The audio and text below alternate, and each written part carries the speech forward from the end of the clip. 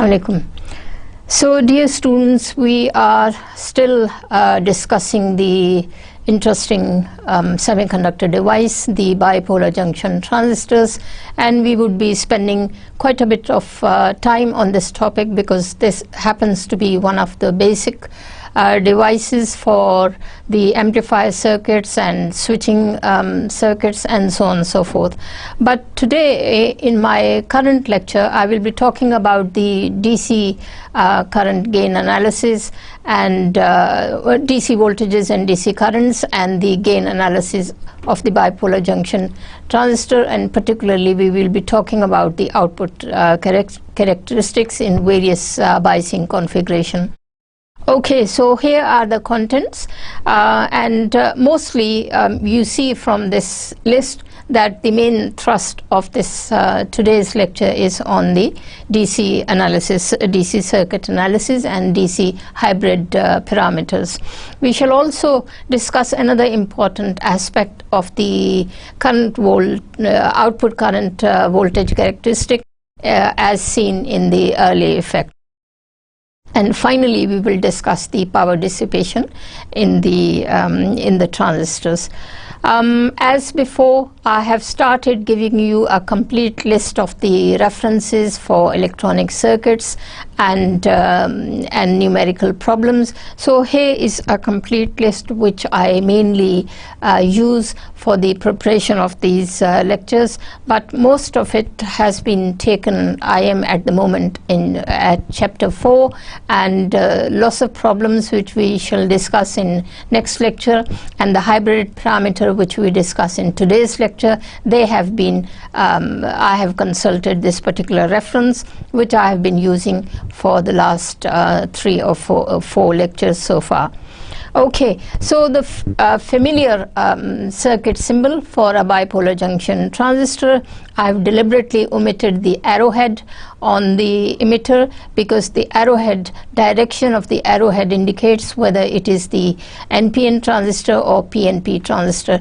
As I mentioned earlier, that for an NPN transistor the arrowhead would be downward towards the emitter, that is from the base to the collector, and for the PNP transistor the arrowhead would be towards the base, that is the current flows from emitter to base, provided we have forward biased the input circuit which is between the emitter base and the output circuit which is the base collector junction that has been reverse biased. From now on we shall be concentrating on 3 more bipolar junction transistors, which are the metal oxides semiconductors and field effect junction transistor, and of course the bipolar junction transistor which we have been discussing in the last 3 or 4 lectures. Well, today's topic is the transistor output characteristics and the current gain parameter that we obtain by plotting these output characteristics. So the main thrust is actually on the hybrid parameters, that is the gain factors. Now let's just spend 1 or 2 slides on a quick revision of what we had studied in the last 2 or 3 lectures on the bipolar junction transistors. We discussed just now in the earlier slide that we can use the bipolar junction transistor just as we did the diodes, semiconductor diodes, as a current device, provided we forward bias the emitter base junction and the output circuit which is between base and collector is reverse bias. So that's the simple operation of the bipolar junction transistor as a current device, but then we can use the transistors as field effect transistor as well, in which we utilize the electric field present between the depletion region of the 2 junctions which happen to be emitter base and base collector in a BJT. So electric field is manipulated for the flow of current, and this property is utilized in the field effect transistors, and in the control in a bipolar junction transistor is due to the electric current. So we can manipulate the electric currents due to the carrier motion in the forward biased emitter base junction, and we can as well as we can control the electric field present between the base collector junction, between the collector and base junction, to utilize in a different manner, which is the principle of operation for a field effect transistor. So I have shown you a circuit design and an abbreviated circuit symbol for a transistor in which both the emitter as well as output voltages as well as currents are shown.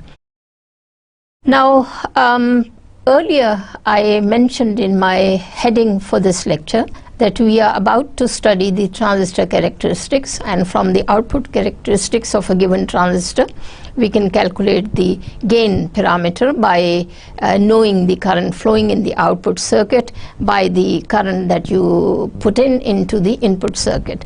But for the calculation of the current gain, that is to define or analyze the DC hybrid parameters for a given transistor, it is important that we should know some other parameter as well, and they are listed here. That first of all, the transistor geometry is important too, whether your base is narrow as compared to emitter, and how narrow, what are the doping concentrations in the respective emitter, base and collector regions, and so on and so forth. Then after having discussed the transistor geometry, another important parameter which we discussed in our earlier introductory lectures for this course are the carrier mobility, that whether it is the electron which is being emitted from the emitter or whether they are holes. The majority carriers are holes coming from emitter. So the carrier mobility is another parameter on which the transistor characteristics would depend strongly. And finally, we defined another parameter in my previous lecture called as the efficiency factor, which simply is the ratio that how much current you started with, what was the concentration of the majority carriers that started flowing from the emitter region and then passing through the base and finally ended up in the collector region. That is, it is the ratio between your collector current to the ratio of the emitter current, and that is defined as the efficiency factor. And obviously we would be in any good transistor operation, we would be interested that the maximum current in the collector output terminal should be collected, thereby minimizing the loss in the base region of the carriers which started from your emitter region. As I said in my last point, that NPN transistors mostly are given preference because they are better than the PNP transistors, because mobility is better than because the mobility of the electrons is better than the mobility of the holes. And obviously in the NPN transistors, the emitter being the N type, so the majority carriers would be electrons which will travel, which will start or generate the emitter current all the way from emitter, passing through the base and finally reaching the collector region. But in some circuit analysis, PNP transistor is preferred because of the obvious directions of the current flow, because the direction then can be, positive direction of the current flow can be taken in the direction of the P to N or emitter to base. But nevertheless, NPN mostly is preferred, as I just mentioned in this slide, that mobility of electrons is better than the mobility of holes. So we would be, in some examples, we would prefer to use in our circuit analysis the NPN transistors. Now, I would like to repeat 2 or 3 slides again, which I had used in my previous lecture, because it will refresh our memory, and this will serve as a sort of revision of what we did in the previous lecture. So here again is a physical structure of a typical bipolar junction transistor, indicating not only the relative doping density but also the length and dimensions of the respective emitter region and the base region and the collector region. As you will notice from this slide, in slide 10, I have shown that the base is narrow, and as I remarked earlier, this not only the base happens to be the smaller region out of the three, emitter and collector regions, but its doping is also the least. Emitter being the heavily doped region, and collector is not as heavily doped, but it is larger, so that the carriers coming all the way from emitter could be collected.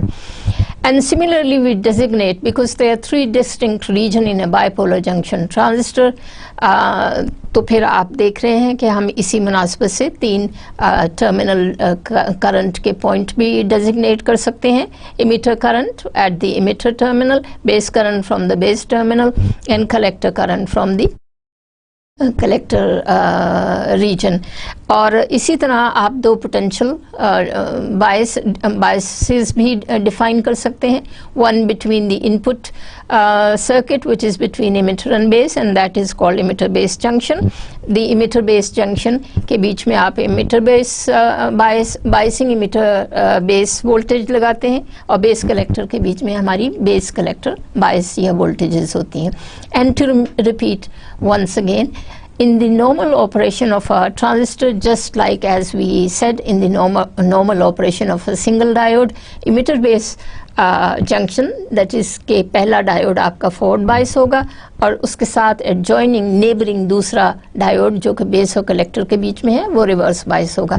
तो आपकी एक unidirectional flow of current होगी, लेकिन carriers आपके दोनों participate कर रहे हैं flow of both the charges are taking part in the flow of current.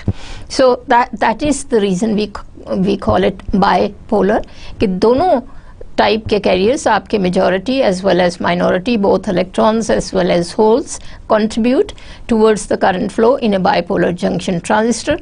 और ये प्रॉपर्टी जो है ये क्वाइट इन कंट्रास्ट है with respect to field effect transistor के, जहाँ सिर्फ सिंगल पोलैरिटी एक ही टाइप के कैरियर्स, चाहे वो एन टाइप हो या पी टाइप हो, और उसी मुनासबत से हम उसको N channel field effect transistor, और अगर होल्स फ्लो कर रहे हैं फील्ड के तहत तो हम उसको P type field effect transistors कहते हैं. लेकिन coming back to bipolar junction transistor, the word bipolar simply indicates both type of carriers, majority as well as minority, electrons and hole both participate in the flow of current. तो ये भी revision है पिछले lecture की, कि चूंकि हमने तीन रीजन्स डिफाइन किए, तो उसी तरह हम तीन वोल्टेज ड्रॉप्स, तीन वोल्टेजेस को डिफाइन कर रहे हैं. कॉमन बेस कॉन्फ़िगरेशन में चूंकि एक टर्मिनल जो है one of the region is common, taken to be common in the biasing, तो हम सिर्फ out of the three currents हम दो को डिस्कस करेंगे, एक इनपुट रीजन में और दूसरी आउटपुट रीजन में. और इसी तरह हम दो पोटेंशियल ड्रॉप्स लेंगे between emitter base junction and base collector junction.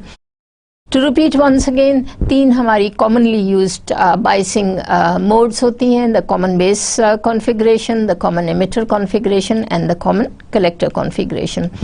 तो कॉमन बेस में, as is obvious by the terminology, base is common in biasing between the input circuit and the output circuit. So the voltages would be input circuit के parameter होंगे the current I E, input current I E, and the input या forward bias voltage V B E. Similarly output circuit में आपकी output current जो कि collector से आपको मिलेगी, that is I C, and the voltages between base and collector VCB, because base is common. तो इसी तरह इमिटर में आपकी अब इमिटर कॉमन है तो दो वोल्टेजेस हो गई आपकी VBE between base and emitter input circuit में, और आउटपुट सर्किट में हमारी हुई VCE between collector and emitter, because emitter happens to be now emitter has to be common between both the biases, both the input as well as output voltage sources. And the input current is IB and the output current is IC. Similarly, we can define the four parameters for the common collector configuration: the current and the voltage in the input circuit as well as the current and voltage in the output circuit.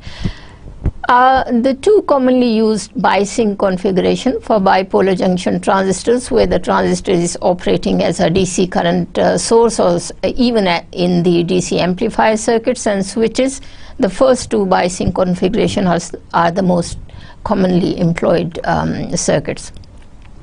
Well, as I mentioned earlier, since I'm about to discuss the DC analysis parameter, DC hybrid parameters, DC gain factors, जो कि हम calculate करेंगे किसी भी transistor की output characteristic से, that is output characteristic जो कि मैंने इस वक्त डिस्प्ले की है स्क्रीन पे स्लाइड नंबर 12 में.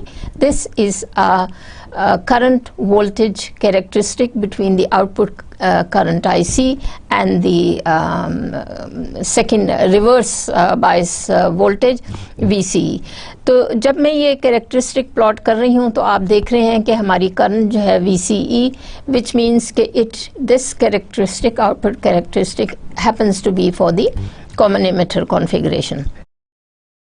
अब इस ट्रांसपेरेंसी को मैंने खासा मैग्नीफाई करके प्लॉट किया है. इस करंट वोल्टेज कैरेक्टरिस्टिक को, आउटपुट कैरेक्टरिस्टिक को मैंने काफ़ी मैग्नीफाई करके प्लॉट किया है ताकि आपको वो तीन डिस्टिंक्ट रीजन्स नज़र आ जाएं जिनको मैं एक्सप्लेन करने जा रही हूँ.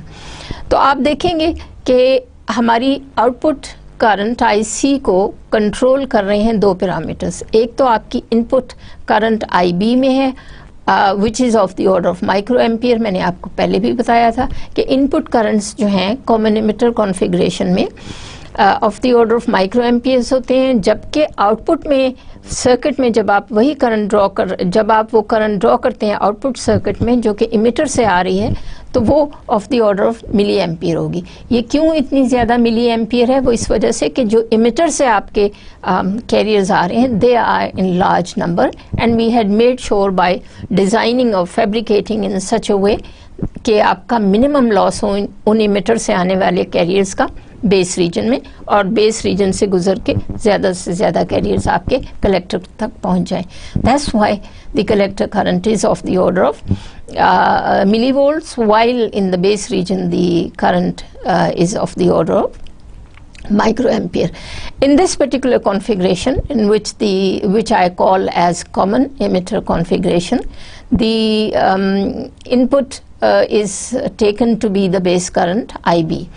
Okay, so voltages in the output circuit, जैसा कि हमने पहले बताया कि आउटपुट सर्किट यानी बेस कलेक्टर का जो डायोड है, बेस कलेक्टर जंक्शन जो है, दैट इज़ रिवर्स बायस्ड, क्योंकि यही हमारे normal mode of operation of the transistor में होता है कि first junction between emitter and base वो बायस फॉरवर्ड बायस किया जाता है, second junction, second diode between base and collector को रिवर्स बायस किया जाता है. तो VCE in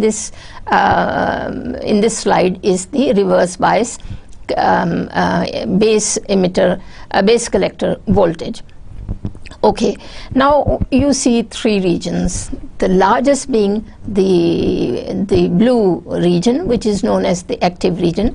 That is defined as this is defined as the active region because this is the region, or these are the values of the voltages as well as input current IB, for which you get a significant amount of collector current IC. So for these particular values of the voltages VCE and the base current values IB, the transistor is in the on mode or it is in the active mode, and hence you get output characteristic. But here I have tried to show kind of more or less flat curves starting from, let's say, 0.7 volt to up to 22 or 23 volts. I have used the figure 0.7 volts. Well, 0.7 volts by now you realize is a very typical figure for silicon, the voltage जिस पर के जो कि silicon की अपनी नी voltage या diode voltage drop है किसी भी सिलिकॉन डायोड का. तो 0.7 के बियॉन्ड फिर ये करंट राइज होना शुरू हो जाती है, and beyond a certain point वो आपके फ्लैट हो जाती है कर्व्स. यहाँ पे मैं ये भी बताती चलूँ कि ये करंट फ्लैट क्यों हो जाती है, उसकी रीज़न ये है कि जितने आपके इमिटर से कैरियर्स आ रहे हैं वो बहुत थोड़ी उनकी तादाद बेस में रिकॉम्बिनेशन की वजह से कम होगी, लेकिन मेजॉरिटी फिर भी कलेक्टर तक पहुंचने में कामयाब हो जाते हैं, and they define or they determine the magnitude of the collector current in the collector terminal. तो जितने आपकी डोपिंग थी, ये जितने कैरियर्स आपके स्टार्ट हुए इमिटर से, वो तो आपने कलेक्ट कर लिए, तो increasing the reverse bias potential VCE in the base collector junction doesn't really help that. तो इस वजह से आपका करंट का मैग्नीट्यूड मोर और लेस फ्लैट रहता है, चाहे आप वोल्टेज को 0.7 से बढ़ा के 20 या 30 वोल्ट तक भी ले जाएं। लेकिन अगली किसी स्लाइड में मैं दिखाऊंगी कि अभी तो मैंने एक आइडियल डायोड मॉडल लिया है कि जिसमें कर्व्स आपकी मोर और लेस फ्लैट है, लेकिन फिर बाद में एक और मैं दिखाऊंगी कि एक्चुअल डायोड्स में ये कर्व थोड़ा सा स्लोप में आ जाता है, टिल्ट हो जाता है अपवर्ड। दैट अगर वो टिल्ट बहुत ज़्यादा हो जाए या वो फिनोमिनन जहाँ पे जाके कर्व्स बहुत ज़्यादा स्लोप में आ जाए, that is defined as early effect या अर्ली ब्रेकडाउन। इसी वजह से मैंने अर्ली इफेक्ट या अर्ली फिनोमेना, अर्ली वोल्टेजेस को अपनी कंटेंट की लिस्ट में इंक्लूड किया था। तो अभी मैं थोड़ी देर में वो स्लाइड भी आपको दिखाऊंगी जिसमें आपको अर्ली इफेक्ट या अर्ली वोल्टेजेस, वो वोल्टेजेस जिस पे आपकी कर्व्स थोड़ी सी स्लोप होना शुरू हो जाती हैं।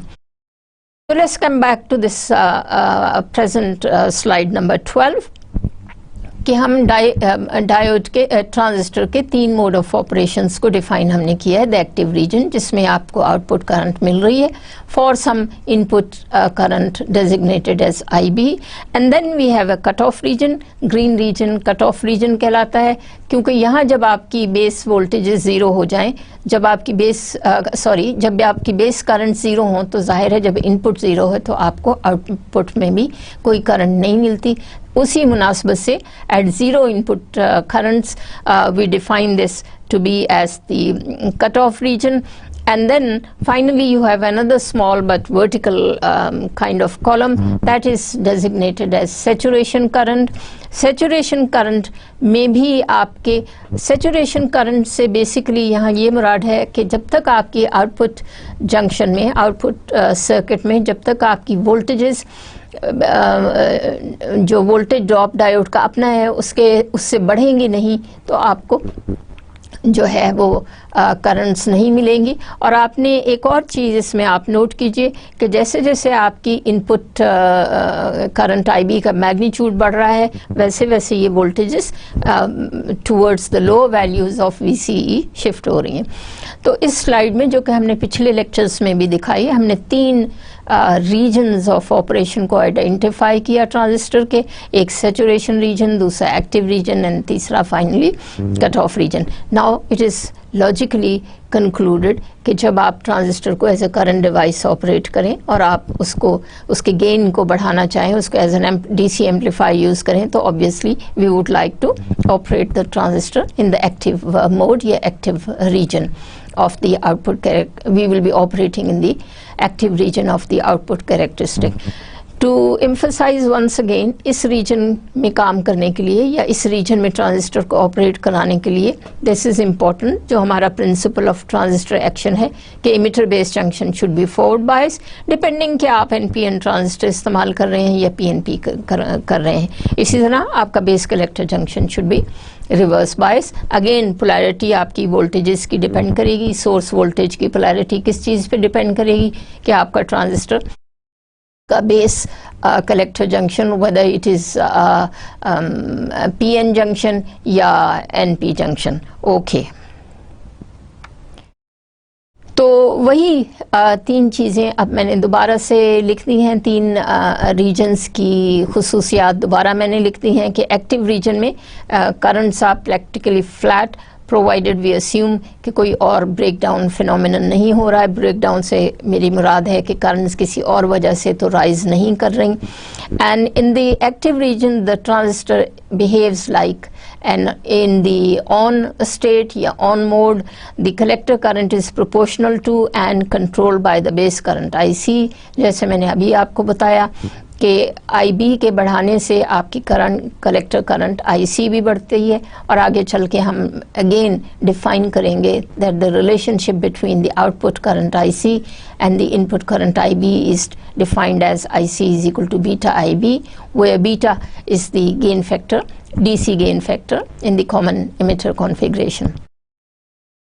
और अभी मैंने एक और चीज़ आपको एक्सप्लेन की थी कि IB के बढ़ाने से IC तो बढ़ रही है, लेकिन जो दूसरा पैरामीटर इस आउटपुट कैरेक्टरिस्टिक का था VCE का, तो मैंने ये भी बताया था कि IB बढ़ा दें तो IC बढ़ जाती है for a constant value of VCE, लेकिन फॉर ए कांस्टेंट IB आप VCE को बढ़ाएं तो IC नहीं बढ़ती। उसकी वजह मैंने अभी दे दी थी कि वो इतनी सिग्निफिकेंटली इसलिए नहीं बढ़ रही। एक आइडियल डायोड मॉडल में अगर आप समझने की कोशिश करें कि जितने कैरियर्स आपके मीटर से चले उससे ज़्यादा तो कलेक्टर में नहीं कंट्रोल आ सकते या पहुंच सकते, तो मोर और लेस सारे हमने एमिटर के चार्ज कैरियर्स को, मोबाइल चार्ज कैरियर्स को कलेक्टर में जाके कलेक्ट कर लिया। So therefore your IC would remain constant. अब आप चाहें कितना ही बढ़ाते क्यों ना चले जाएं रिवर्स बायस जंक्शन में फील्ड को या वोल्टेज।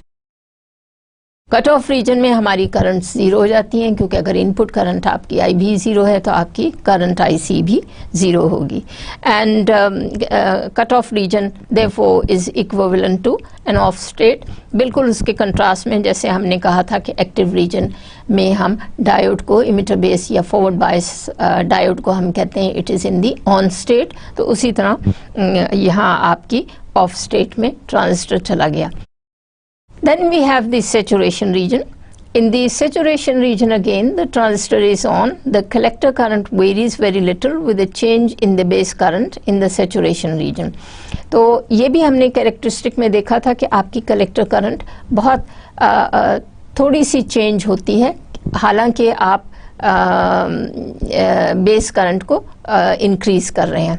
तो उसकी वजह यह है कि जब तक आप उस पोटेंशियल बैरियर को, डायोड के पोटेंशियल बैरियर को क्रॉस नहीं करते, यानी आपकी applied voltages, forward applied voltages या रिवर्स वोल्टेजेस इस केस में, आउटपुट कैरेक्टरिस्टिक के केस में, जब तक उस वैल्यू से बियॉन्ड उस 0.7 की वैल्यू से बियॉन्ड इंक्रीज नहीं करेंगे, you would not get a significant increase in the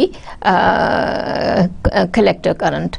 So the collector current is strongly dependent on VCE unlike in the active region. तो इस केस में उल्टा हो रहा है कि VCE पर वोल्टेजेस करंट्स डिपेंड कर रही हैं, इसीलिए मैंने कहा था कि आपकी वोल्टेजेस कम होती जाती हैं एज IB इंक्रीजेस। तो आइडियल डायोड के केस में it behaves like a close switch. Now here's another way of depicting the same thing as I mentioned earlier in my previous slide. Now the reference point from where I have borrowed this slide gives you the complete picture of the operation of a transistor in all the three modes depending upon different values of the input current IB and output voltages VCE, that is in the base collector region. So let's look at the top step like configuration. तो इसमें हम देख रहे हैं कि जो saturation region है, चाहे आप PNP ट्रांजिस्टर ले या NPN ट्रांजिस्टर ले, तो आपकी वोल्टेजेस भी पॉजिटिव हैं और आपकी करंट्स जो हैं वो भी पॉजिटिव हैं। तो PNP ट्रांजिस्टर में हमारी कलेक्टर बेस वोल्टेज होगी और कलेक्टर बेस वोल्टेज, और या NPN ट्रांजिस्टर में बेस कलेक्टर वोल्टेज, और इसी तरह हम VEB यानी दूसरा जो आपका आउटपुट सर्किट है उसकी वोल्टेजेस लें, VBE या VBB। तो हम ये देख रहे हैं कि एज वी इंक्रीज, तो सैचुरेशन में ये दोनों वोल्टेजेस मोर और लेस एक दूसरे के साथ सैचुरेटेड रहती हैं, that's why we call it saturation region. और फिर आपके नेगेटिव क्वाड्रेंट में अगर आप देखें तो ये कट ऑफ रीजन है, जो कि मैंने इसमें डैश स्लाइड में दिखाया है, and then finally we have an active region. तो इसी तरह वही दोनों चीज़ें मैंने यहाँ कॉमन एमिटर केस में दिखाने की कोशिश की है कि आप एक्टिव रीजन में जहां आपका emitter base junction reverse biased है और बेस कलेक्टर जंक्शन आप emitter base junction forward bias है. So the current rises with the increase in IB, output current IAC rises with the increase in IB, but very slight insignificant increase due to the base collector voltages. And the same phenomenon can be seen in the reverse bias mode, that the leakage current, if the emitter base junction is let's say reverse bias, obviously there will be no current reaching the collector region, and if we reverse bias the collector region as well, base collector region as well, then the only current flowing in the base collector reverse bias junction would be the leakage current. और leakage current का यहाँ पे हम define कर दें कि क्या होती है. It is the current flowing in a reverse bias junction due to its own minority carriers. क्योंकि फील्ड तो आपका मौजूद है रिवर्स बायस करने की वजह से, और बड़ा स्ट्रॉन्ग फील्ड है, क्योंकि junction potential, built in potential as well as applied potential दोनों की पोलैरिटी सेम है और दोनों एक दूसरे को कॉम्प्लीमेंट कर रहे हैं. तो रिवर्स बायस जंक्शन में फील्ड आपका काफ़ी स्ट्रॉन्ग हो गया, डिप्लीशन रीजन आपका काफ़ी वाइड हो गया. तो जो माइनॉरिटी कैरियर्स हैं उनके लिए रिवर्स फील्ड जो है वो फेवरेबल है, तो वो तो मूव कर रहे हैं. लेकिन अगेन वही फिनोमिनन है कि अगर आपके टेम्परेचर्स रीजनेबल हैं, अगर आपका थर्मल जनरेशन रेट बहुत ज़्यादा नहीं है, तो फिर माइनॉरिटी कैरियर की कंसंट्रेशन आपके कांस्टेंट रहेगी, क्योंकि minority carrier concentration again is controlled by the doping density, जो कि आपके ट्रांजिस्टर में फैब्रिकेशन के वक्त हो जाती है. तो majority as well as minority carrier concentrations reasonable temperature operation temperatures पे डिफाइंड हैं या कांस्टेंट है. तो minority carrier therefore is constant, तो लिहाजा लीकेज करंट आपको कांस्टेंट मिलेगी. तो ये मुराद है फ्लैट कर्व्स की इन दी नेगेटिव क्वाड्रेंट के, जहां आपके अगर emitter base junction the first diode is reverse bias और दूसरा डायोड भी रिवर्स बायस है, तो only current that you would get in the collector, the only collector current that you will get is designated as ICEO. O simply means that it is the leakage current. So when there is no base current, almost no collector current flows, and hence the third region is defined as the cut off region. तो cut off region आप दोनों तरफ देख रहे हैं. Last transistor characteristics में आप देख रहे हैं कि when IB is 0 in both forward biased as well as reverse biased junction, आपको दोनों में कोई करंट नहीं मिलेगी, and you would get output current only when the base current is greater than 0, no, for a non-zero base current. और collector current आपकी अगर base current 0 है, that will correspond to the leakage current. तो हम mostly regions रीजन्स में operate करेंगे या गेन फैक्टर्स कैलकुलेट करेंगे, they will be the active region in the output characteristic. तो अब having discussed the output characteristic of a bipolar junction transistor, then we are in a position to understand and calculate the DC parameters or hybrid parameters. The first one which I would like to start with is the first topic in the hybrid parameter is the DC current gain parameters. And as I just mentioned that for the characterization of a given transistor or for the analysis of the output characteristics of a given transistor, we will define two quantities. और वो दो quantities क्या हैं कि depending upon आपकी biasing पर, एक तो है the ratio of the output current to the ratio of the input current. तो अब इंटरेस्टिंग, जैसे मैंने पहले बताया कि दो जो कॉमनली यूज्ड आपके बाइसिंग कॉन्फ़िगरेशन होती हैं, यानी ट्रांजिस्टर को बाइस करने के जो दो कॉमन तरीके हैं वो ये हैं कि एक में हम बेस को कॉमन ले लेते हैं, तो उसको हम कहते हैं common base configuration. Common base configuration में जब बेस आपका कॉमन हो गया, तो फिर आपकी इनपुट कहाँ से आ रही है? इमिटर से, और आपकी आउटपुट क्या कहलाई? कलेक्टर. तो कलेक्टर करंट और इमिटर करंट की जब आप रेशियो लें, यानी output which is IC divided by input which is IE, तो अभी तो हमने जिक्र किया, अभी तो हमने समझा कि IE is the highest amount of current. इन तीनों में से IB, IC और IE में तीनों में जो लार्जेस्ट मैग्नीट्यूड है वो IE का है, क्योंकि IE इमिटर रीजन ही से तो सारी करंट्स आपकी स्टार्ट हो रहे हैं। तो कलेक्टर तक पहुंचने तक IE में थोड़ा सा लॉस हो जाएगा बेस में रिकॉम्बिनेशन की वजह से।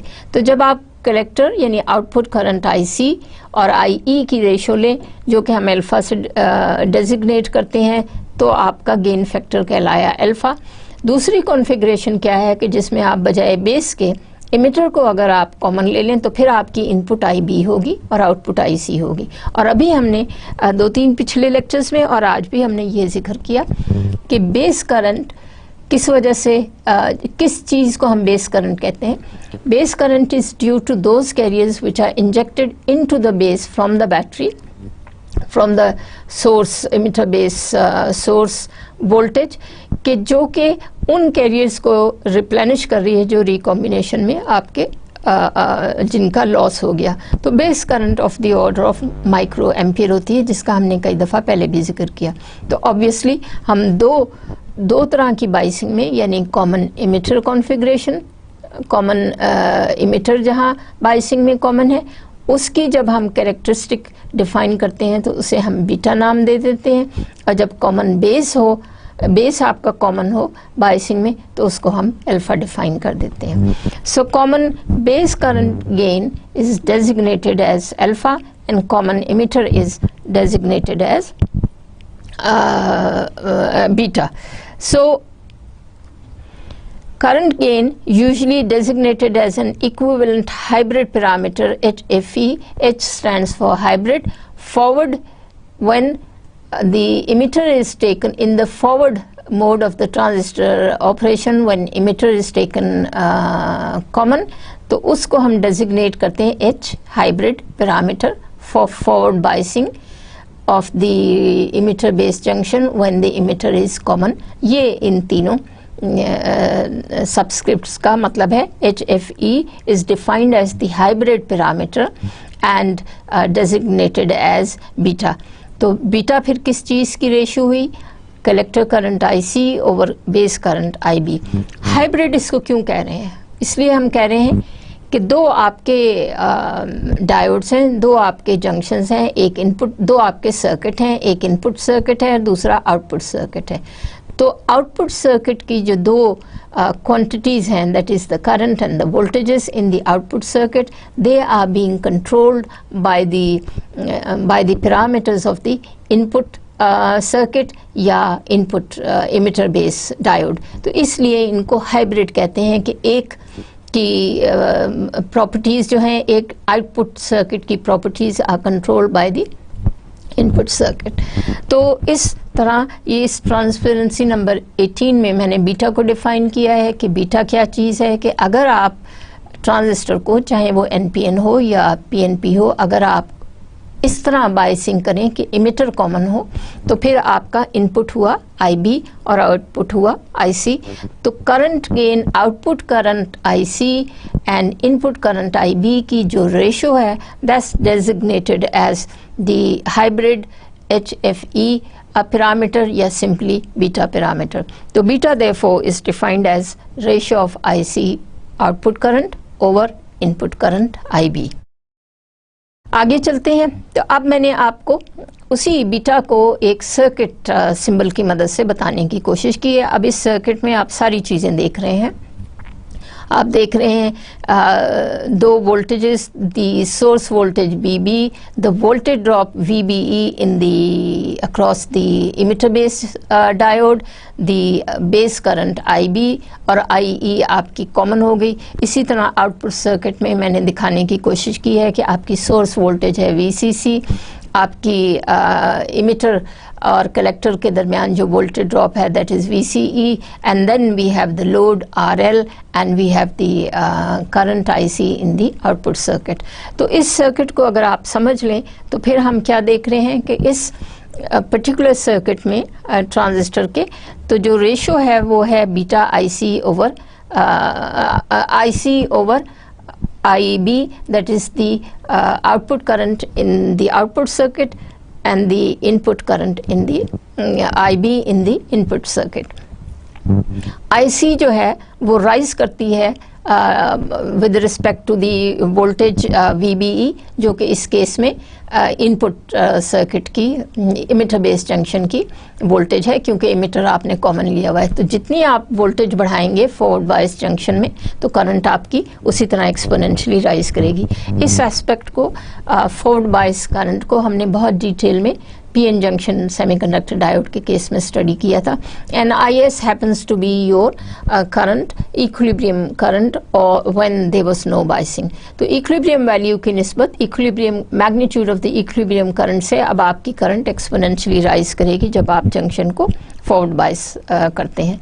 तो फिर मैंने इसी चीज़ को एक दूसरे तरीके से निचली लाइन में लिख दिया कि आप बीटा को भी इंट्रोड्यूस कर सकते हैं अपनी इक्वेशंस में। इन द सेम फैशन जैसे हमने बीटा को डिफाइन किया, उसी तरह हम अल्फ़ा को डिफाइन कर देते हैं कि अल्फ़ा जो है अब वो आपकी करंट गेन दे रहा है, लेकिन किस तरह कि जब आपका ट्रांजिस्टर कॉमन बेस कॉन्फ़िगरेशन में बायस किया हो। तो जब बेस जो है वो बायसिंग में कॉमन हो गया, तो फिर आपका जो इनपुट है वो अब इमिटर करंट IE होगा। सो दस अल्फा आपकी क्या रेशो हुई? Alpha is defined as the output ratio between the output which again would be IC to the ratio to the input which is IE now. तो beta हमारा था IC divided by IB, और alpha अब हमारा है IC divided by IE। तो naturally क्या फ़र्क आया कि इनपुट अगर कॉमन इमिटर था, अगर इमिटर आपका बायसिंग में कॉमन था, तो इनपुट फिर हमारा IB था बीटा के केस में। अब जबकि हमारा बेस कॉमन है कॉन्फ़िगरेशन में, यानी बायसिंग में बेस अगर कॉमन है, जिसे कॉमन बेस कॉन्फ़िगरेशन हम कह रहे हैं, तो फिर आपकी इनपुट जो है इनपुट सर्किट में IE होगी। So beta is IC over IB and alpha is IC over IE। तो यही दो चीज़ें हम इनको फिर आगे correlate the same circuit symbol, जैसे मैंने पहले आपको बीटा के लिए दिखाए थे, वही सर्किट सिंबल मैंने आपको दोबारा ट्रांजिस्टर का दिखाया है ताकि आप अल्फ़ा को अंडरस्टैंड कर सकें। तो अल्फ़ा है IC ओवर IE, दोनों आपको इस सर्किट एनालिसिस में सर्किट में नज़र आ रहे हैं, ट्रांजिस्टर सर्किट में नज़र आ रहे हैं, where I have biased the emitter base junction forward and I have biased the base collector junction reverse, और mind you NPN ट्रांजिस्टर को हमने मिसाल के तौर पे लिया है, therefore the arrowhead indicates the direction of the flow of current. Again IE, the relation between alpha and IE is given at the bottom of the slide. Another way of defining beta, that IC over IB, if you manipulate IB, the current gain beta can be controlled, and typical values for this DC current gain beta for common emitter configuration, they range from somewhere 20 or 30 to somewhere between 200 to 300. These are the typical values. और most of the data sheets, transistor की जो data sheets हैं उन पे most of the time beta की values आपको दी हुई होती है फॉर अ पर्टिकुलर ट्रांजिस्टर। तो हम ये कैलकुलेट कर सकते हैं कि आपका ट्रांजिस्टर किस तरह बिहेव कर रहा है, किस तरह के गेन फैक्टर्स इसमें हैं। इनफैक्ट बीटा एंड अल्फ़ा दोनों जो हैं वो आपके ट्रांजिस्टर की ऑपरेशन की कैरेक्टरिस्टिक होती हैं कि ये बीटा कि ये पर्टिकुलर ट्रांजिस्टर आपको कितना करंट गेन देगा फॉर अ गिवन इनपुट। अगर इसी तरह जैसे कि हमने DC गेन फैक्टर्स निकाले, इसी तरह हम AC गेन फैक्टर्स भी निकाल सकते हैं, लेकिन ACs में हम स्मॉल सिग्नल एनालिसिस को डिफाइन करेंगे। तो small changes in the current को हम अमूमन represent करते हैं with a delta. So a small change in the collector current delta IC and the ratio of the small input current delta IE in a common base configuration again is alpha. तो small AC signals के लिए भी हम बिल्कुल उसी तरह gain factors को define कर सकते हैं, जिस तरह हमने डीसी सिग्नल्स के लिए अल्फा एंड बीटा को डिफाइन किया। तो बीटा की टिपिकल वैल्यूज़ हमने पिछले लेक्चर में भी बताया था कि बिटवीन 20-30 से बिटवीन 200 एंड 300 हो सकती हैं। Typical values generally are about 100। इसी तरह अल्फ़ा की वैल्यूज़, जैसे कि हमने रेशो से अंदाज़ा लगाया कि इस ratio between the output over input, और इनपुट सबसे ज़्यादा एमिटर अगर इनपुट है तो सबसे ज़्यादा करंट एमिटर होगी, तो वो naturally will be less than 1, यानी 0.95 से ऑलमोस्ट 1 विच इज़ 0.99 आपकी अल्फ़ा की टिपिकल वैल्यूज़ होगी। अब इस स्लाइड में मैं आपको ये दिखाती हूँ कि हमने बीटा डिफ़ाइन किया और हमने अल्फ़ा डिफ़ाइन किया। तो इस सर्किट की मदद से हम दोनों में रिलेशनशिप बीटा और अल्फ़ा का रिलेशनशिप निकाल सकते हैं, beta DC and alpha DC का relationship. So that's point number 2, having discussed the first point which was what is beta and what is alpha. Now we will try to calculate their relationship with each other. अब आप इस circuit को अगर देखें तो according to, और इसमें simple analysis में हम Kirchhoff voltage law and Kirchhoff current law अगर अप्लाई करें तो किरचॉफ करंट लॉ के तहत हम कह सकते हैं कि टोटल इमिटर करंट जो आपकी चली वो जाके डिवाइड हुई कुछ बेस में, नोन एज बेस करंट, और बकिया चली गई आपके कलेक्टर के पास जो कि कहलाई कलेक्टर करंट। तो टॉप लाइन में आप देखें तो total emitter current therefore is equal to collector current plus base current. और फिर साथ में मुझे अल्फ़ा का रिलेशनशिप भी पता है कि that is the ratio between IC and IE, where IE now is the input current and IC is the output current. तो स्लाइट मॉडिफिकेशन के बाद मैंने IB और IC के रिलेशनशिप निकाल लिए, और इन दोनों से फिर इस तरह करते करते अगर आप इसको खुद न्यूमेरिकली सॉल्व करने की कोशिश करें, that will be a very good idea and you would get a practice of rearranging terms. It's a very simple relationship and very simple to obtain, that I started with the top equation which is your simple Kirchhoff law in the input loop, in the emitter base junction, that is in the input loop, कि आपकी total input current IE is now being divided between IC and IB. Total emitter current IE is being divided into base current and collector current. उससे हम, और फिर हमने जो दोनों currents का रिलेशनशिप डिफाइन किया तो उससे मैंने निकाल लिया relationship between both the gain factors beta जो कि कॉमन एमिटर कॉन्फ़िगरेशन का गेन फैक्टर है, एंड अल्फ़ा जो कि कॉमन बेस कॉन्फ़िगरेशन का गेन फैक्टर है। So it's a very interesting exercise. Just 2-3 step में आप बीटा को अल्फ़ा की फॉर्म में कन्वर्ट कर सकते हैं। तो ये ट्रांसपेरेंसी मैं आपको दिखा रही हूँ जिसमें बीटा को अल्फ़ा की फॉर्म में और अल्फ़ा को हम बीटा की फॉर्म में कन्वर्ट कर सकते हैं by simply using the initial relationship, the current relationship using Kirchhoff current law. आगे चलिए। अब point number 3 which is how the transistor is performing, how a given transistor is performing. तो naturally अगर हमने ट्रांजिस्टर को एज ए करंट डिवाइस इस्तेमाल किया है, जो कि आज के लेक्चर में हम इसको इसी तरह करंट डिवाइस के तौर पे ऑपरेट कर रहे हैं, और principle of transistor action in very simple terms फिर हम nth टाइम रिपीट कर देते हैं कि इमिटर बेस जंक्शन को we always forward bias the emitter base junction and we always reverse bias the base collector junction. लेकिन यहाँ पे मैं ये कहना ज़रूरी समझूंगी कि जब व्हेन आई से ऑलवेज, तो फिर मेरे बैक ऑफ माइंड क्या है कि I am in the case of the operation of the transistor as a current device. तो करंट डिवाइस की कॉन्टेक्स्ट में मैं ये ऑलवेज का लफ्ज़ इस्तेमाल कर रही हूँ। तो जब ट्रांजिस्टर में मैंने करंट्स चलानी हो तो इमिटर बेस जंक्शन मैंने फॉरवर्ड बायस किया हुआ है और बेस कलेक्टर जंक्शन मैंने रिवर्स बायस किया हुआ है। फिर मैं nth टाइम बता दूं कि फॉरवर्ड बायस में आपकी क्या पोलैरिटी वोल्टेज की लगनी है इमिटर को और बेस को क्या लगनी है, तो वो ऑब्वियसली अब तक तो आपको पता चल गया होगा. That depends upon whether the transistor under consideration is NPN और PNP.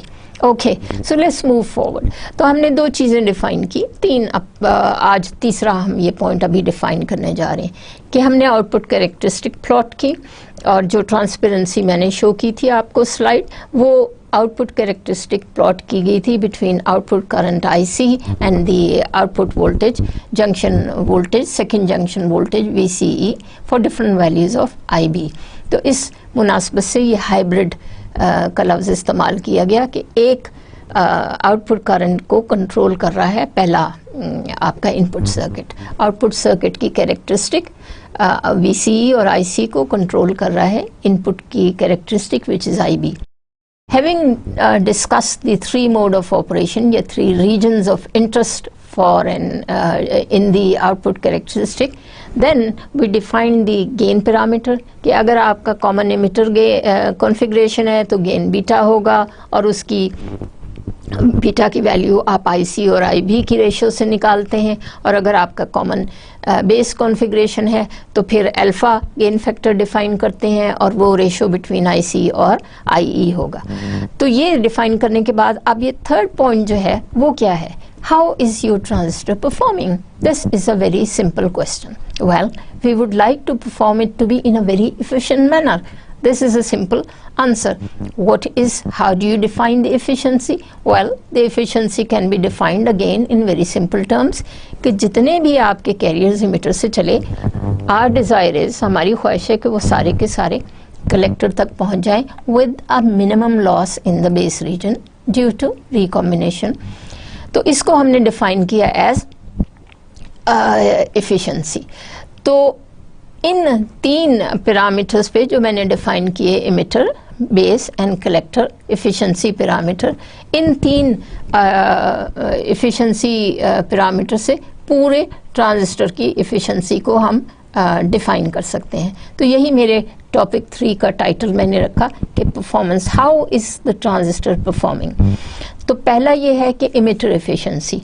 तो जैसे मैंने कहा कि लेट्स से अगर वो होल्स आपके स्टार्ट PNP ट्रांजिस्टर में अगर आपके होल्स इमिटर से स्टार्ट हुए फॉरवर्ड बायस जंक्शन की वजह से, तो फिर क्या हुआ, होल्स ट्रांसपोर्ट होके बेस में आए और बेस से आपके कलेक्टर में गए. अब देखिए आप टॉप वाली लाइन में देखें कि मैंने लिखा है IEP, where P stands for the emitter current due to holes. तो एक चीज़ मैं आपको दोहराऊं कि अगर आप इमिटर बेस जंक्शन पे कंसंट्रेट करें तो बेस से, if it is a PNP transistor, base से इलेक्ट्रॉन भी एंटर हो रहे हैं इमिटर में और इमिटर से इलेक्ट्रॉन एंटर हो रहे हैं, होल्स एंटर हो रहे हैं बेस में, और बेस से फिर वो आगे ट्रांसपोर्ट होके जा रहे हैं कलेक्टर में. तो इमिटर करंट जो है उसका कौन सा कंपोनेंट मैं सिर्फ यहाँ दिखाना चाहूँगी, सिर्फ होल्स का, उन इलेक्ट्रॉन्स का नहीं जो बेस से उल्टी डायरेक्शन यानी बेस से इमिटर की तरफ जा रहे हैं. तो ये मैं क्लैरिफिकेशन आपको बताना चाह रही थी कि यहाँ पर मैं दो करंट कंपोनेंट्स ले रही हूँ जो कि मिलके बने टोटल इमिटर करंट, कि इमिटर में इमिटर होल्स इमिटर के इस डायरेक्शन में जा रहे हैं और बेस के इलेक्ट्रॉन भी इमिटर में एंटर हुए, लेकिन उनकी इलेक्ट्रॉन करंट की डायरेक्शन और होल करंट की डायरेक्शन सिमिलर होगी. So total emitter current therefore is composed of two components, the whole current components जो कि इमिटर में मौजूद हैं, इलेक्ट्रॉन कंपोनेंट जो कि बेस में इलेक्ट्रॉन्स मौजूद हैं, दोनों से मिलके बनी टोटल इमिटर करंट. वही मैंने आपको डिनोमिनेटर में टोटल करंट दिखाई है, इमिटर की टोटल करंट, लिहाजा किससे मिलके बनी, होल से जो कि इमिटर में मौजूद हैं और वो इलेक्ट्रॉन्स जो कि बेस से होल इमिटर में दाखिल हो गए. So I have two current components जो कि इमिटर करंट बना रहे हैं, IEP एंड IEN. मगर वो कैरियर्स जो कि बेस से गुजर के कलेक्टर तक पहुंचे वो तो सिर्फ इमिटर के होल्स हैं. तो फिर आपकी क्या रेशो हुई, IEP over IE.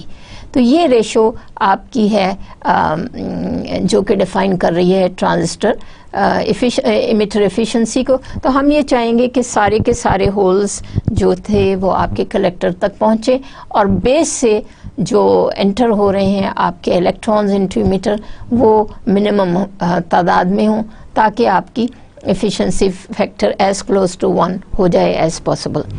Let me mention at this point कि हम ये कैसे मिनिमाइज कर सकते हैं, उसको मैंने 3-4 बार पहले भी बताया था कि बेस को अगर आप नैरो कर लें और बेस को अगर आपकी डोपिंग भी लेस रखें तो ये रिकॉम्बिनेशन लॉस जो है वो मिनिमाइज हो सकता है और इसलिए आपका इलेक्ट्रॉन करंट भी मिनिमाइज हो जाएगी, वो इलेक्ट्रॉन्स जो कि बेस से इमिटर में एंटर हो रहे हैं। So gamma is defined as the emitter efficiency factor, and to repeat it once again, emitter efficiency gamma is the ratio of the holes जो कि कलेक्टर तक पहुँचे emitter से और वो emitter current जो जिसमें के दोनों holes as well as base के इलेक्ट्रॉन भी शामिल हैं। Then we have the transport efficiency. Transport efficiency alpha t से क्या मुराद है कि वो करंट जो आपको कलेक्टर में मिली और वो करंट जो IEP थी, यानी वो होल्स जो कि आपके मीटर से चले और कलेक्टर तक पहुंचे, इसमें कमी क्यों वाक़ई आएगी? क्योंकि बेस में कुछ आपके होल्स रिकम्बाइन कर गए बेस में मौजूद इलेक्ट्रॉन्स के केस में। इस स्लाइड नंबर 26 में let's say we have assume that we are using a PNP transistor. तो अगेन एफिशिएंसी के लिए हम क्या चाहेंगे कि alpha should be as close to 1 as possible and thereby the loss can be minimized again by keeping in mind two factors, that the base should be narrow and the base doping should be narrow, which in any case is what happens in a normal transistor fabrication where it is going to be utilized as a current device. And then we finally have a common base DC current gain, जैसा कि हमने पहले define किया, और ये आपके ratio है IC और IP से लेके हम अल्फा DC को डिफाइन करते हैं अल्फा ट्रांसपोर्ट के साथ, विच इज़ गैमा। तो एक आपका ट्रांसपोर्ट एफिशिएंसी फैक्टर है जो कि हम अब कैरियर्स की तादाद की फॉर्म में बता रहे हैं, सिर्फ होल्स की इमिटर करंट की फॉर्म में डिफाइन कर रहे हैं। दूसरा हमारा था अल्फा DC, जिसमें कि हमने टोटल इमिटर करंट को शामिल किया था। तो basically it is the relationship between the total emitter current and the emitter current का वो कंपोनेंट जो कि सिर्फ होल्स की वजह से है, वो है अल्फा T, और जिसमें टोटल करंट शामिल है that is alpha DC। Now I would come to the another topic जिसका मैंने शुरू में जिक्र किया कि अगर आपकी आउटपुट कैरेक्टरिस्टिक्स जो कि मैंने बहुत शुरू में आपको दिखाई थी, they were more or less flat. Let me quickly go back to that transparency ताकि हम अर्ली इफ़ेक्ट को अच्छी तरीके से समझ सकें। वो उसके लिए मुझे आउटपुट कैरेक्टरिस्टिक पे वापस जाना पड़ेगा। इस स्लाइड का मैं जिक्र कर रही थी। तो स्लाइड नंबर 12 को अगर आप दोबारा देख लें तो इसमें क्या नज़र आ रहा है कि मैंने output current IC as a function of output voltage VCE plot की हुई, और मेरी कैरेक्टरिस्टिक्स जो हैं, आउटपुट कैरेक्टरिस्टिक जो है, करंट की वेरिएशन जो है, करंट का बिहेवियर जो है, चले हम IB is equal to 100 micro amp को देखते हैं। तो आप देखेंगे कि शुरू में तो करंट राइज की, लेकिन एक सर्टन वोल्टेज ड्रॉप के बाद, जो कि डायोड का अपना बिल्ट इन वोल्टेज होता है, जो कि 0.7 वोल्ट मैंने सिलिकॉन के केस में मेंशन किया, तो उसके बाद आपकी करंट शुरू में तो राइज की लेकिन फिर ऑलमोस्ट फ्लैट हो गई, और उसको इसमें कोई इंक्रीज नहीं हो रहा due to even if VC increases from let's say 1 volt to 25 volt तक भी इंक्रीज हो रही है। तो आइडियल ट्रांजिस्टर्स में ये मोर और लेस आपकी फ्लैट जा रही हैं कर्व्स। तो लेकिन जो एक्चुअल डायोड्स हैं उसमें ये कर्व्स फ्लैट नहीं होती, और अगर इंक्रीज बहुत ज़्यादा शार्प हो जाए, जो कि मैं अभी आपको दिखाऊंगी, तो उस फिनोमिनन को, जो हाई रिवर्स बायस वोल्टेजेस पे, यानी अगर VCE की वैल्यूज़ बहुत ज़्यादा बढ़ा दें, जैसे कि मसलन 15 वोल्ट्स या 20 वोल्ट से भी ज़्यादा रिवर्स बायस में अगर बढ़ा दें, यानी रिवर्स वोल्टेज अगर बहुत ज़्यादा हो जाए, तो फिर जो फिनोमेनन होता है, जो sudden rise in the output characteristic होता है, उसको हम अर्ली इफेक्ट कहते हैं। तो अब आप इस बिहेवियर को अगर आप समझ लें कि आपकी ये फ्लैट कर्व्स हैं, तो then I can take you back again to the early effect and explain why these curves no longer remain flat and what is causing them to be to have an upward slope. Well, in a common emitter configuration, we just saw in the transparent slide number 12 that IC depends to a certain extent on VCE for different values of IB. An increase in VCE means that the collector base junction becomes more reverse bias. तो अब आपके जहन में वो figure है कि हमने vertically plot किया हुआ था IC और हमने हॉरिजॉन्टली प्लॉट किया हुआ था VCE. स्लाइड नंबर 12 में एक सर्टेन वैल्यू के बाद आपकी कर्व फ्लैट हो गई थी. अब आप पॉइंट नंबर 2 पे आए. एरो नंबर 2 को देखिए. एरो नंबर 2 क्या कह रहा है? Let's start increasing VCE. और हम चले जाएं बहुत हाई वैल्यूज़ ऑफ VCE पे. इसका क्या असर होगा कलेक्टर बेस कलेक्टर यानी आउटपुट जंक्शन में? अच्छा, तो हम वन बाय वन इनका देखते हैं. As you increase VCE, if you take VCE to quite a high value, जैसे मैंने अभी बताया 15, 20, 30 वोल्ट्स तक ले जाएं, और ये रिवर्स बायस जंक्शन है. At high applied reverse voltages, the depletion region between base and collector becomes wide. The electric field becomes stronger, gets very high. तो क्या हो रहा है? अब बेस पहला नुक्ता क्या था कि as we increase VCE your depletion region increases. तो ये डिप्लीशन रीजन किधर फैलेगा? ये सिमेट्रिक नहीं होगा. क्यों? क्योंकि बेस लाइटली डोप्ड था और कलेक्टर बेस की निस्बत हैवीली डोप्ड है. तो VCE के यानी रिवर्स बायस को बढ़ाने से आपका डिप्लीशन रीजन ज़्यादा फैल जाएगा बेस में, क्योंकि जाहिर है आपको जो डोनर आयंस और एक्सेप्टर आयंस अनकवर करने हैं वो इक्वल तादाद में अनकवर करने हैं. तो चूंकि आपका कलेक्टर हैवीली डोप्ड है, तो कलेक्टर से तो बहुत थोड़े से रीजन में वो अनकवर्ड आयंस मिल गए, लेकिन बेस आपका लेस डोप्ड है, तो वहाँ आपको ज़्यादा रीजन में से उतने ही नंबर ऑफ आयंस निकालने, अनकवर करने पड़ेंगे, अनकम्पनसेट करने पड़ेंगे.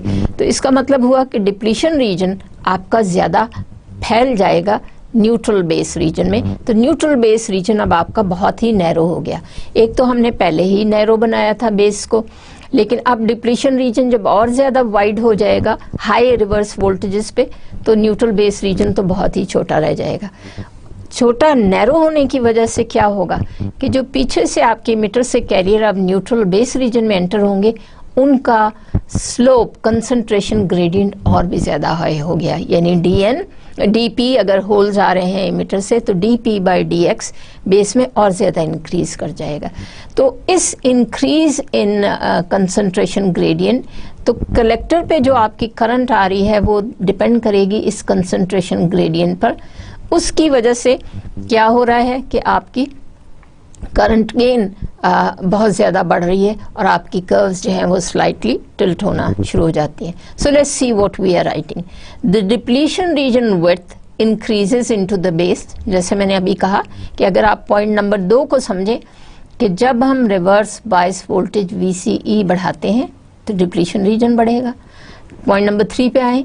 अब इस डिप्लीशन रीजन को अगर हम देखें कि ये किधर बढ़ रहा है, तो ये सिमेट्रिकली नहीं बढ़ रहा, यानी कलेक्टर और बेस में बराबर बराबर में नहीं फैल रहा, ये बेस में ज़्यादा फैलेगा, इसलिए कि बेस लाइटली डोप्ड है बनिस्बत कलेक्टर के. So we read the depletion layer width increases into the base reducing the neutral base width, जिसको मैंने लिखा है इफेक्टिव बेस विड्थ। तो ये तो बहुत अच्छी तरह हमें क्लियर हो गया कि at high reverse voltages the depletion region widens but it does not increase symmetrically equally into the collector and base region। ये asymmetric increase होगा, बेस में ज़्यादा फैलेगा और न्यूट्रल बेस का जो रीजन है वो और ज़्यादा नैरो हो जाएगा।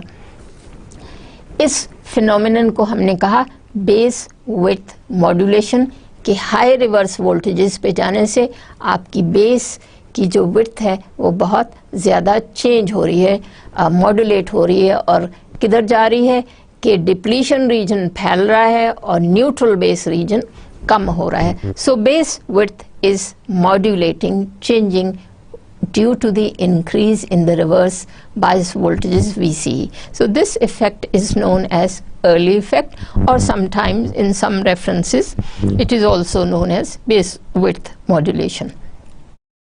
ये अब आप देखिए उसी चीज़ को मैंने प्लॉट किया है। तो अब आप देख रहे हैं कि वो कर्व्स जो पहले फ्लैट थी, आइडियल, मसलन अगर मैं कोई आइडियल डायोड था मेरा, जो मैंने जिसकी कैरेक्टरिस्टिक्स मैंने आपको स्लाइड 12 में दिखाई, अगर वो आइडियल था तो आपके आउटपुट कर्व्स मोर और लेस फ्लैट थी।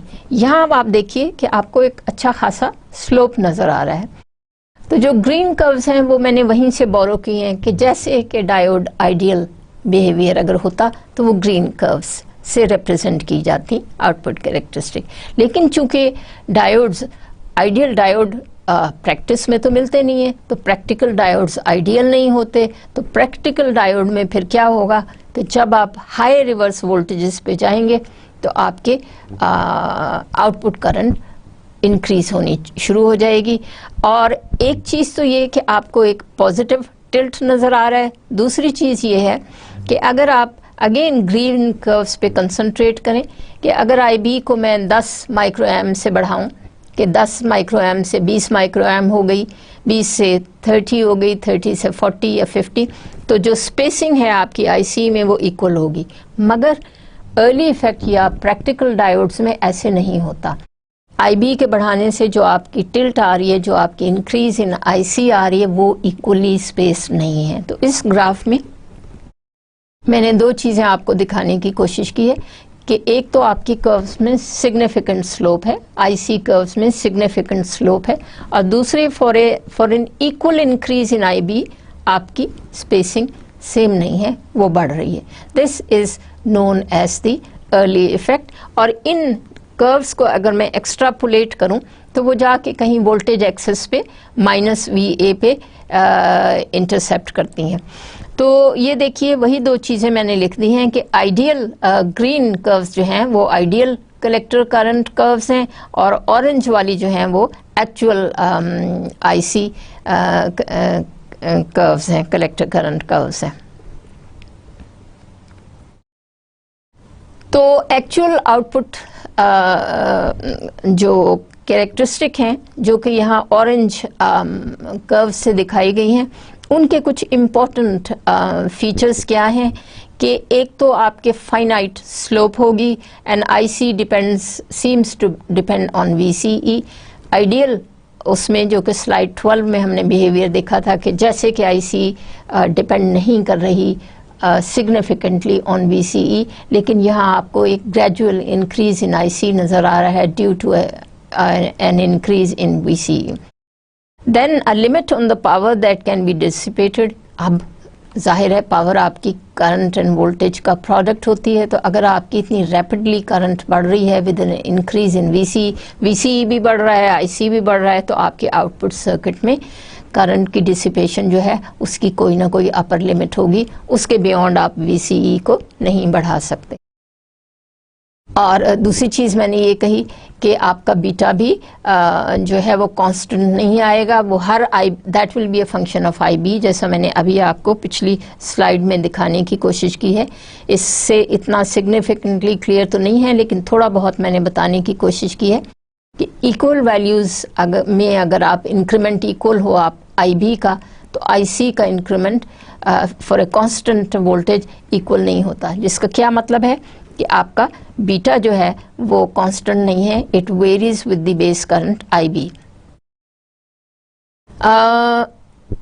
अब एक और तरीके से हम इसको कह सकते हैं कि ये जो स्लोप है IC वर्सेस VCE का, इसको अगर आप इसकी मदद से एक आउटपुट सर्किट की रेजिस्टेंस कैलकुलेट करने चाहें तो वो एक हम DC इक्विवेलेंट सर्किट में इसको शो कर सकते हैं as if these curves are giving you resistance in the output circuit. This is a comparison again of the output characteristics of the actual diode on the right hand side and the output characteristic of an ideal diode in which the output curves are more or less flat, यानी कि वो VCE के बढ़ाने से इतना significantly IC output current नहीं बढ़ रही, जबकि आपको आउटपुट एक्चुअल डायोड्स में दोनों चीज़ें मैंने दिखाने की कोशिश की है कि एक है आपके स्लोप नज़र आ रहा है, दूसरे आपको ये नज़र आ रहा है कि अब देखिए मैंने 20 माइक्रो एम्प के इंटरवल से IB को बढ़ते हुए दिखाया है, लेकिन जो आपकी स्पेसिंग है बिटवीन आउटपुट कर्व्स वो इक्वल नज़र नहीं आ रही। तीसरी चीज़ जो आप एक एक्चुअल आउटपुट कैरेक्टरिस्टिक में एक तीसरी चीज़ एक और आप देख सकते हैं कि जैसे जैसे आपका IB बढ़ रहा है, जाहिर है at a given voltage of VCE आपका IB अगर बढ़ता चला जा रहा है तो IC की वैल्यू भी तो बढ़ रही है। इसका मतलब है कि आउटपुट सर्किट में आपकी पावर डिसिपेशन की वैल्यू और पीछे चलती जा रही है। यानी अगर आपने एक आउटपुट सर्किट में एक पावर को लिमिटेड वैल्यू तक रखना है, उस वैल्यू से नीचे रखना है जो लिटरेचर डेटा शीट में कोट की हुई है, तो फिर आप हाई वैल्यूज़ ऑफ IB पर आप VCE की वैल्यूज़ को ज़्यादा नहीं बढ़ा सकते।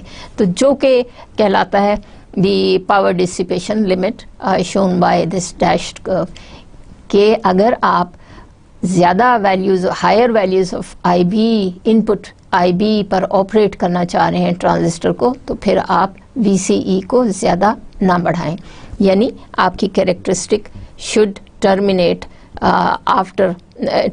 Before this dashed line.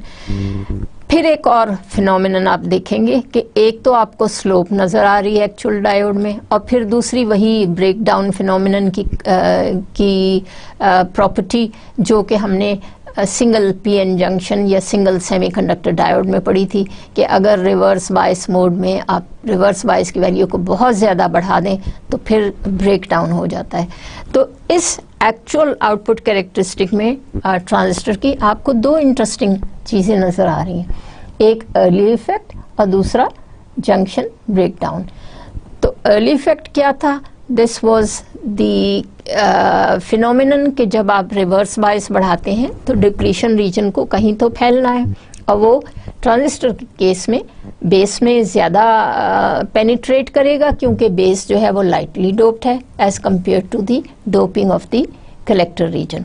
तो ये आपको अर्ली इफेक्ट नज़र आ रहा है, और उसके बियॉन्ड फिर मैंने डॉट डैश लाइन से आपको शो किया है एवलांच ब्रेकडाउन, कि अगर आप फिर भी बहुत ज़्यादा वोल्टेजेस बढ़ाएंगे तो transistor might break down between the क्योंकि आप बहुत ज़्यादा current high values of current are now passing through the reverse bias base collector junction of the bipolar junction transistor. तो चूंकि हमने जिक्र अभी किया, so this is a very interesting comparison between an ideal base collector characteristic and the actual base collector characteristic, where not only the early effect यानी base modulation width has been indicated, बल्कि आपका जो normal breakdown का phenomenon है जो हमने पहले study किया, वो दोनों चीज़ें बैक वक्त आपको इस ट्रांसपेरेंसी में इस स्लाइड में नज़र आ रही। अब चूँकि हमने पावर डिसिपेशन का जिक्र किया है तो थोड़ी सी बात हम ट्रांजिस्टर पावर डिसिपेशन की भी कर लेते हैं। पावर डिसिपेशन की को डिस्कस करने से पहले एक मैं आपको एग्जांपल दूंगी, और जैसे मैंने पहले भी बहुत दफ़ा कहा कि किसी भी टॉपिक को, किसी भी कॉन्सेप्ट को समझने के लिए बेहतरीन तरीका ये है कि आप उसके न्यूमेरिकल प्रॉब्लम सॉल्व करें।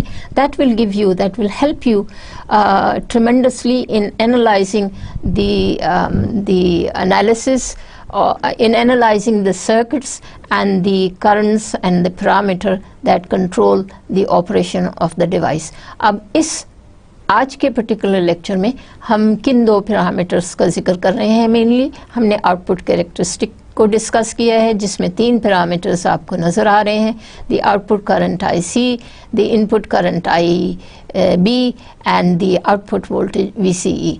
तो इन तीनों पैरामीटर्स को लेके आप मुख्तलिफ calculations कर सकते हैं। We can calculate alpha, we can calculate beta, and then we can calculate many other properties.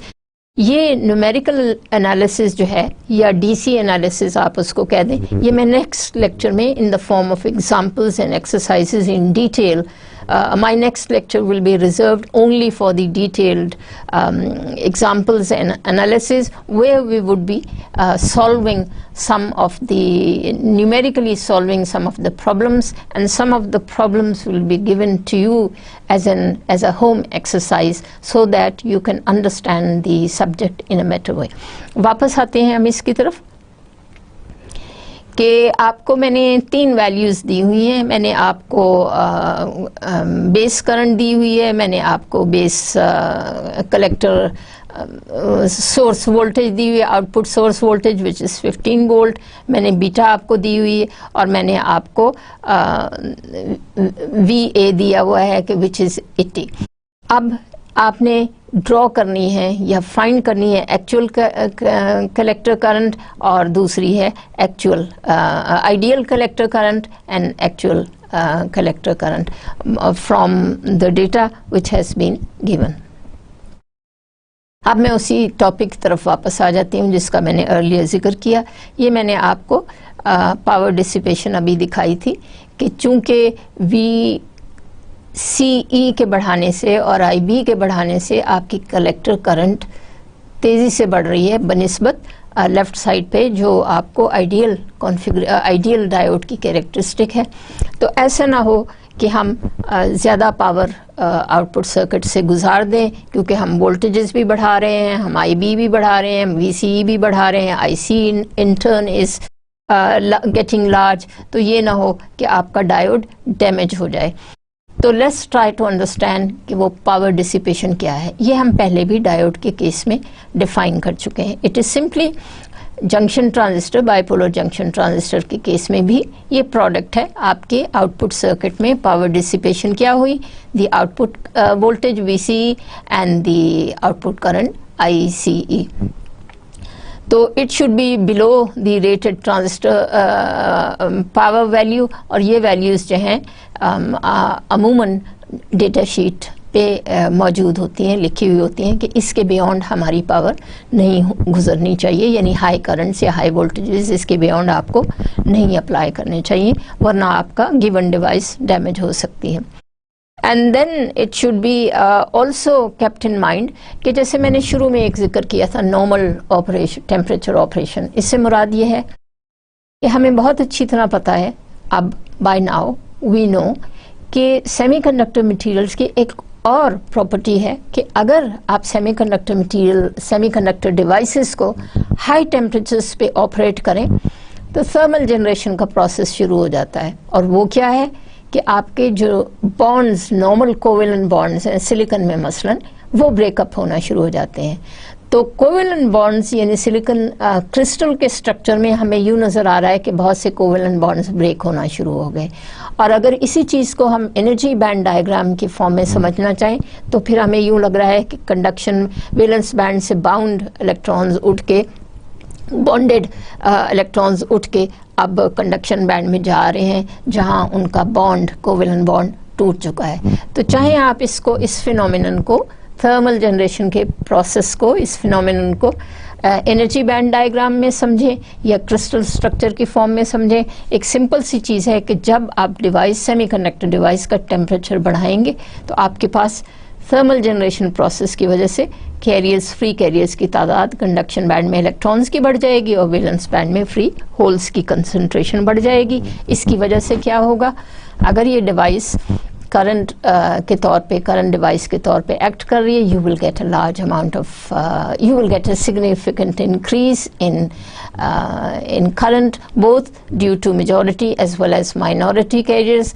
and hence your device would approach again at a breaking point due to increase in temperature.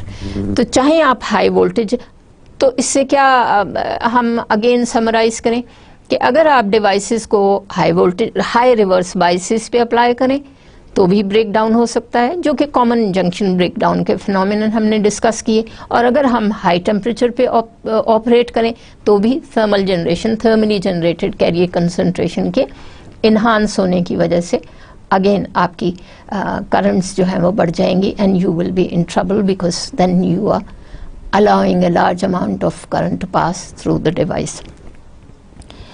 तो फिर हम finally किस conclusion पे पहुँचे कि अगर आपने device की एफिशिएंसी को बरकरार रखना है तो हमें इसको ऐसे हाई रिवर्स बायसेस नहीं ऑपरेट करना चाहिए। सिमिलरली टेम्परेचर्स को भी हमें नॉर्मल ऑपरेशन टेम्परेचर्स रखने चाहिए। So reducing power increases efficiency. In other words, आपके जो पावर डिसिपेशन है जो कि कोट की हुई होती है डेटा शीट्स में ट्रांजिस्टर की, उससे उस given value of power dissipation से अगर आप लेस पे ऑपरेट करें तो फिर उसकी ट्रांजिस्टर की एफिशिएंसी बरकरार रहेगी।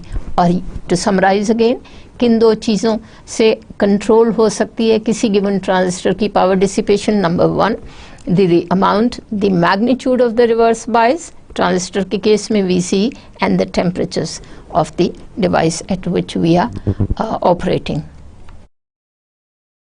तो डी रेटिंग से यही मुराद है कि नॉर्मली हम रूम टेम्परेचर लेते हैं जो कि 27 डिग्री सेंटीग्रेड या 300 केल्विन किसी डिवाइस को, पर अगर रूम टेम्परेचर यानी 300 केल्विन या 25 डिग्री C पे हम ऑपरेट करें तो फिर हम पावर की जो रेटिंग्स हैं, पावर डिसिपेशन की डिवाइस में रेटिंग है, वो आपके लिटरेचर पर कोट की जाती हैं। जो मैंने बॉटम में दिया हुआ है कि derating factor of 25 milliwatt पर degree C indicates the power dissipation and is reduced by 2 milliwatt each degree centigrade increase of temperature. So we can control, or we can define the change in the power dissipation by quoting a certain figure which is known as the derating factor, कि per degree increase in temperature से आपका कितना power जो है वो dissipate हो जाती है, या कितनी पावर आप ज़्यादा गुजार रहे होते हैं किसी डिवाइस में से। These are known as the derating factors, और ये भी अमूमन लिटरेचर पर डेटा शीट में ट्रांजिस्टर्स की कोट किया हुआ होता है। So having discussed the power across a bipolar junction transistor, इस केस में, आज के लेक्चर के केस में, we have been talking about the output circuit जहाँ के आपने रिवर्स बाइसिंग की हुई है, और उसके बाद हमने टेम्परेचर्स कोट किए हैं कि जिसके बियॉन्ड, उन टेम्परेचर्स के बियॉन्ड आपको डिवाइस को ऑपरेट नहीं करना चाहिए। सो having discussed the having devoted 3 or 4 lectures on the operation of the bipolar junction device as a current device, we can then conclude, and next time we can move on to solving the numerical problems. I'll give you some examples and some exercises so that we understand how various circuits work, how DC parameters, what are the various factors, what are the various parameters that control the gain factor alpha, that determine the gain factor alpha and beta, and the efficiency factor gamma, which in turn characterize the behavior of a given transistor when operated as a current device. So let's summarize quickly what we have learned so far about the bipolar junction transistors. That a transistor is characterized or has 3 terminals, characterized as collector terminal, base terminal, and emitter terminal. the base is the one which controls the input current, whether in the common emitter configuration or the common base configuration. क्योंकि base physically किसी भी structure के transistor के structure में base physically in the middle है, तो biasing में चाहे आप कॉमन एमिटर कॉन्फ़िगरेशन लें, फिजिकली स्ट्रक्चर में बेस कॉमन है, तो जो भी कैरियर्स आपके एमिटर से आ रहे हैं, चाहे मेजॉरिटी होल्स आ रहे हों या एनपीएन के केस में मेजॉरिटी इलेक्ट्रॉन्स आ रहे हों, उनको बेस से गुजरने के बाद वो ऑल द वे ट्रांसपोर्ट होंगे कलेक्टर में. So base acts as a transient region for those carriers जो कि एमिटर से आ रहे हों. तो बेस की जो इनपुट है वो एक base is the control point where the input is controlled in the base, in other words. और उसके बाद क्या है कि हम डिवाइस की NPN की कुछ और इमिटर बेस जंक्शन, अगर आपका NPN ट्रांजिस्टर है या PNP ट्रांजिस्टर है तो आपकी डिफरेंट पोलैरिटीज़ होंगी फॉरवर्ड बायस में. एक बात तो तय है कि NPN या PNP इमिटर बेस जंक्शन दोनों में फॉरवर्ड बायस होगा, तो फिर आपको डिफरेंट पोलैरिटीज़ आपको देखना होगा कि आप कौन सी बायस की पोलैरिटी लगाते हैं, ताकि हर दो सूरत में आपका इमिटर बेस जंक्शन जो है वो फॉरवर्ड बायस रहे. And then we had defined the gain factors IC beta, which was defined as the hybrid forward bias junction when the emitter is common. For a common emitter bias forward bias junction, the parameter was defined as beta, and beta is the ratio of IC and IB.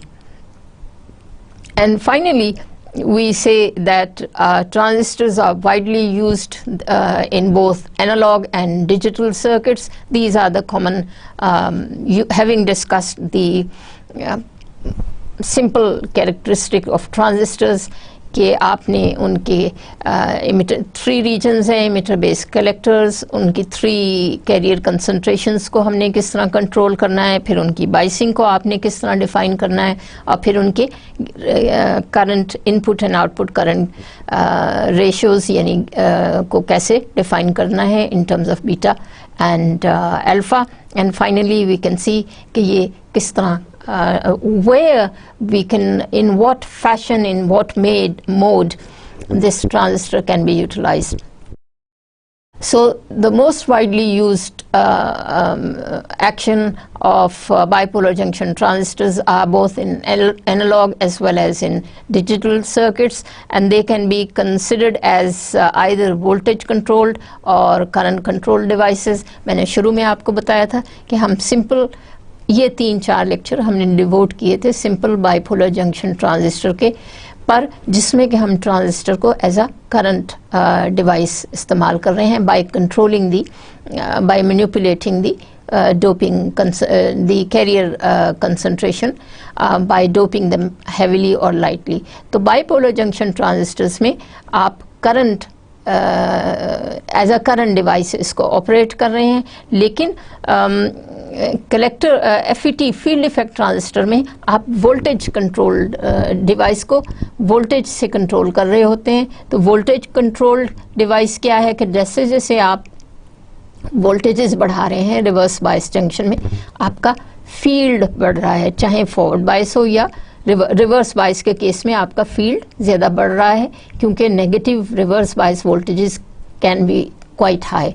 तो आप field को control कर रहे हैं, यानी voltages को control करने से आप फील्ड को कंट्रोल कर रहे हैं. और उसी टर्मिनोलॉजी से हम ऐसे ट्रांजिस्टर्स को जहां वोल्टेज से आप वोल्टेज कंट्रोल कर रहे हो they are termed as field effect transistors, और जहां हम करंट्स को कंट्रोल कर रहे हैं यानी controlling the carrier concentration they are known as bipolar junction transistor. तो ये तो एक बहुत सिंपल सा बाइपोलर जंक्शन ट्रांजिस्टर्स का सिंपल ऑपरेशन है कि they can be utilized as current devices. और वैसे ही करंट डिवाइसेस को आप बजाय कैरियर कंसंट्रेशन के अब आप फील्ड से कंट्रोल कर रहे हैं यानी वोल्टेजेस से. तो एक ही चीज़ के दो मुख्तलिफ ऑपरेशंस हैं बाय कंट्रोलिंग आइदर करंट्स और controlling the voltages as we do in the case of the FETs field effect junction transistors.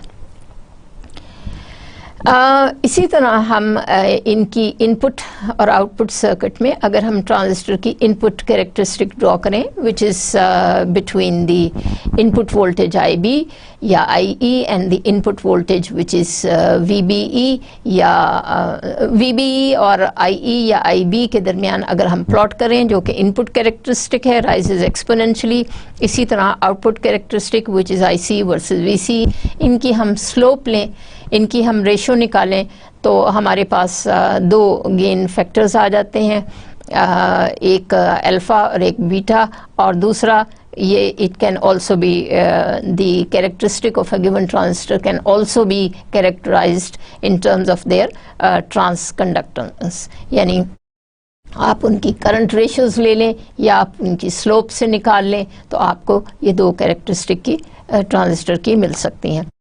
The majority of the circuits use transistors in a common emitter configuration where the input is applied to the base and the output is taken from the collector.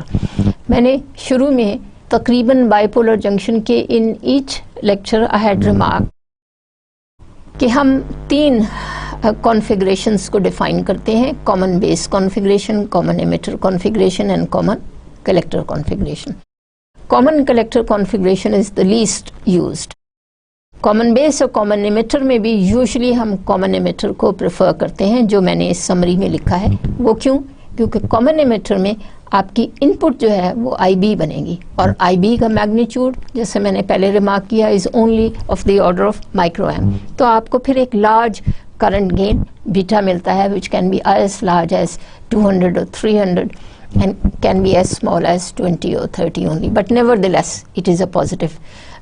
Beta is always positive while alpha is negative. तो इस मुनासबत से मैंने ये point number 4 लिखा है कि in normal operation of the usually in the normal operation of a transistor common emitter configuration को हम ज़्यादा इस्तेमाल करते हैं जहाँ आपने positive gain transistor में लेना हो.